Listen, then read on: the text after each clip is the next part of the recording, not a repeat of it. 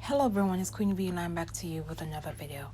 This video pertains to the Alliance for Hippocratic Medicine versus the FDA, as it challenges the FDA's approval of the abortion medication mifepristone. Abortion opponents argue that the FDA unlawfully fast-tracked the approval of the mifepristone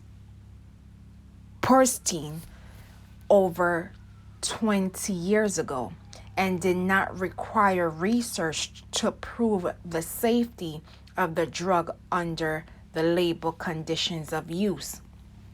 They also challenge the FDA's recent decision to allow medical providers to mail abortion pills to their patients.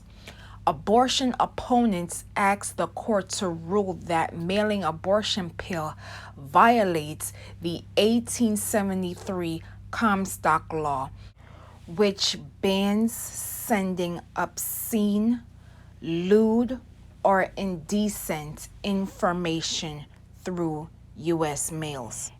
A federal judge who was appointed by Donald Trump is overseeing this case, and their decision could impact approximately 40 million women within the United States of America. This ruling will only add to the current consequences of the Supreme Court's decision to overturning Roe v. Wade in the summer of last year. It should be noted more than half of all abortion use this pill. As we wait for the judge's decision from Texas, there has been new developments as it pertains to one of the largest pharmacy companies in the country. It has been confirmed by numerous outlets that one of the largest pharmacy companies within the country, Walgreens, has decided not to distribute this abortion pill in 20 states. This announcement comes after a letter was sent from 20 guardian of Putin's attorney generals to pharmacies such as Walgreens, CVS, Costco, and Walmart, warning that they can face legal consequences if they sell abortion pills via mail in their states.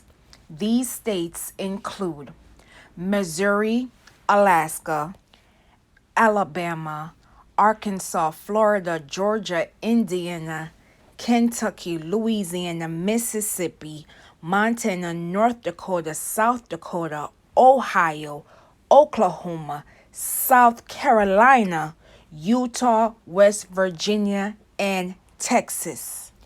Now you will watch this brief clip from the readout, which includes a statement from VP Harris, and I will be back with more commentary. This is not just an attack on women's fundamental freedoms. It is an attack on the very foundation of our public health system. Those who would attack this process and the ability of the FDA to make these decisions ought to look in their own medicine cabinets to figure out where they're prepared to say that those medications that they need to alleviate suffering and to prolong the quality of life should no longer be available to them. Vice President Kamala Harris speaking this morning ahead of a major decision expected any moment now out of Texas, where one Trump-appointed judge will rule on whether to ban the abortion pill, mifepristone, nationwide, meaning in every state, no matter red or blue, and upending the lives of millions of women. To perhaps no one's surprise, the Republicans who so fervently claimed that their opposition to Roe was purely because they thought abortion should be a state issue are nowhere to be found. because this has always been their goal. It's been their goal all along. They want a national abortion ban. And this ruling could bring them one giant step closer to getting it, as mifepristone accounts for more than half of all abortions in the country. It also comes as state lawmakers are actively working to create laws that would criminally punish anyone who gets an abortion. In just the past 2 weeks, Republican state representatives in Kentucky and Alabama introduced legislation that would classify abortion as homicide and allow people seeking abortions to be charged with murder. While a similar bill just introduced in the South Carolina State House would also put the death penalty on the table as punishment. Joining me now is Aaron Haynes, editor-at-large of the 19th, and Liz Winstead, co-creator of The Daily Show and founder of Abortion Access Front. And Liz, I do want to start with you on that. This lie that Republicans who were against abortion only wanted the states to be the little laboratories of democracy. Well, that's a lie, because one of their fellow ideologues is now potentially poised to get the abortion pill banned for the whole country. What will that mean for women?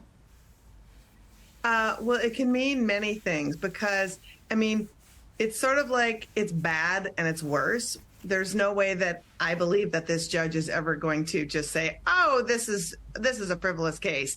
It either means that the access to the care goes back only to be administered by clinics. And we all know that clinics just don't really exist anymore, making those barriers to access this care terrible.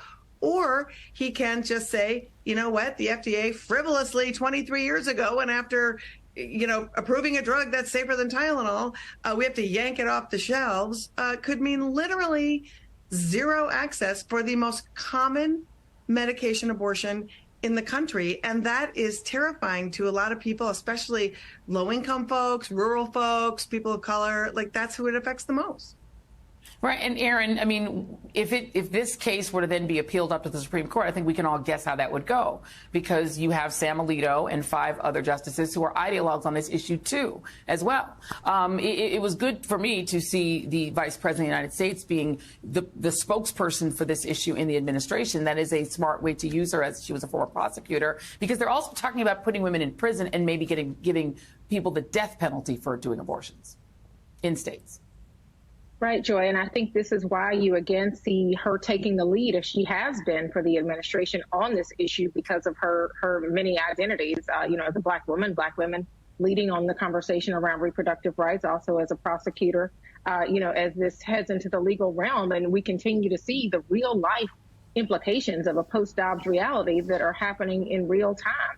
I think you saw the vice president speaking today with a sense of urgency, because even as we sit here, a ruling could come even as we are sitting here out of Texas. And this is, as you mentioned, the most effective, one of the most common ways of terminating a pregnancy for many people who need to do that. And so as the reality for too many people on the ground remains just kind of uncertain and shifting, on an hourly, moment to moment basis, especially at the state level. I think this case and this particular issue really brings that into focus. Once again, this falls at the feet of white women who continuously support the guardians of Putin and do not care about their fellow Americans.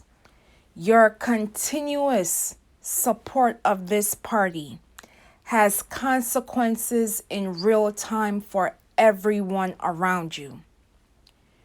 Your continuous, blatant support for this party is hurting your neighbors in the process. We literally have a Supreme Court justice and his spouse trying to undermine and strip the rights of women in real time. Silence is no longer an option. Sitting on the sidelines is no longer an option. Voting for a party that continuously denies you human rights and other people around you human rights needs to be called out. And remember, and then they came for me, and there was no one left to speak out for me. And as always, elections have consequences. Elections matter. I thank you for watching. Please be safe out here, and I will see you in the next video.